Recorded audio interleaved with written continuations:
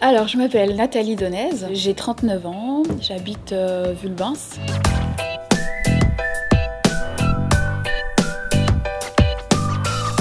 Mon année de terminale, très studieuse, j'étais en S, dans une classe avec un niveau très élevé.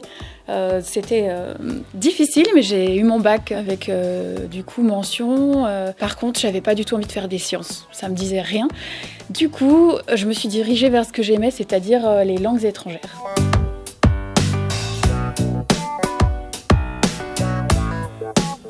Donc j'ai fait une licence de anglais-russe à la fac, en LEA. Suite à cette licence, c'était compliqué de rester à la fac. Je voyais pas trop ce que je pouvais faire comme travail en restant là, à part professeur ou de la traduction. Moi, j'étais pas russe, donc c'était un peu compliqué parce que moi, c'était le russe qui me passionnait. Et comme j'étais pas de langue native russe, ça m'aurait demandé de passer vraiment quelques années là-bas. J'étais pas prête à ça à l'époque. Donc, j'ai voulu faire quelque chose de très pragmatique pour trouver du travail, en fait. Et je me suis un peu peut-être laissée influencer par mon entourage. J'ai été encouragée à faire une école de commerce. Donc avec des admissions parallèles, c'est possible. Donc j'ai fait une école de commerce à Rouen.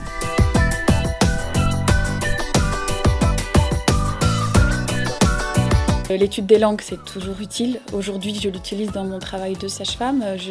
J'ai des patientes russes, j'ai des patientes de tous les pays sur Genève et j'utilise l'anglais et le russe presque quotidiennement dans mon travail.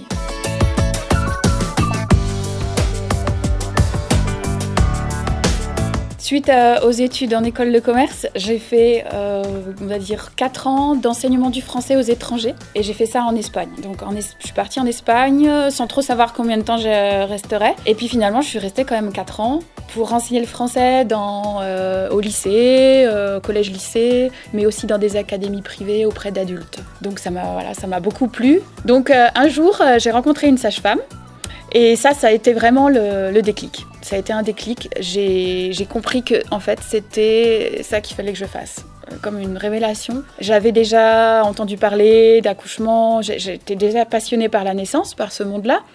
Mais j'avais jamais rencontré de sage-femme et le fait d'en rencontrer une, ça m'a tout de suite parlé. Je me suis dit, c'est le métier que je dois faire.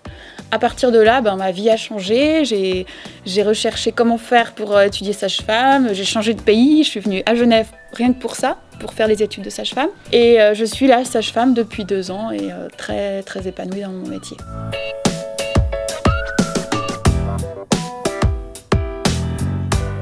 Je regrette rien, même si ça a été complètement très chaotique. De l'extérieur, ça peut être vu comme un peu chaotique parce que j'ai fait des choses qui n'ont rien à voir les unes avec les autres. Mais en fait, chaque chose me sert. Donc j'ai parlé des langues, ça me sert beaucoup, mais aussi les compétences que j'ai acquises en gestion. L'école de commerce, ça m'a permis aussi de voyager, de faire beaucoup de choses. J'ai travaillé dans des services export, donc j'ai fait des missions. Ça m'a appris à me débrouiller, à utiliser beaucoup l'informatique. Et tout ça, ça me sert aujourd'hui dans mon travail. Il y a tout un pan aussi du politique, puisque je fais partie de la Fédération suisse des sages-femmes, où je m'occupe du site internet. En fait, oui, ça m'a beaucoup, beaucoup apporté aussi dans ma profession actuelle.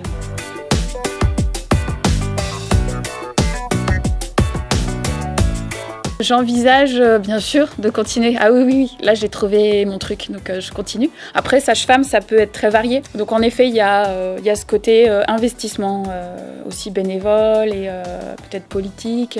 Il y a aussi l'enseignement qui me tenterait, donc dans une école de sage-femme. Donc il y a plein de débouchés en fait. Si je veux faire de la recherche aussi, un jour je pourrais.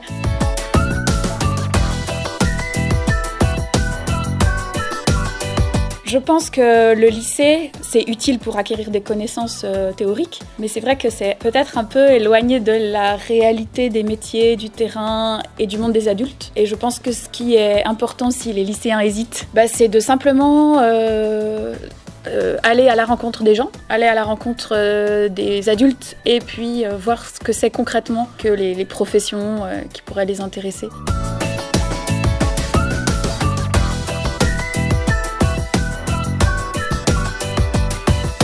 Je lui dirais qu'il n'est pas pressé aussi. C'est possible de prendre du temps, de prendre une année sabbatique, de faire des voyages. Moi, c'est vrai qu'à mon époque, c'était pas encore très courant, mais je pense qu'aujourd'hui, ce que je ferais, c'est certainement une année sabbatique à voyager, parce que les voyages, ça permet de voir le monde.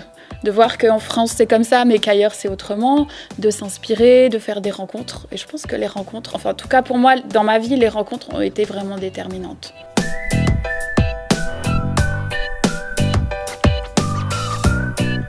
Ce qui est important, je pense, c'est d'aller vers ce qu'on aime. On est forcément bon dans ce qu'on aime, en fait. Donc aller toujours vers ses passions, voir ce qui nous passionne au fond de nous, et d'essayer toujours d'aller vers ça. Ça peut qu'amener vers la réussite.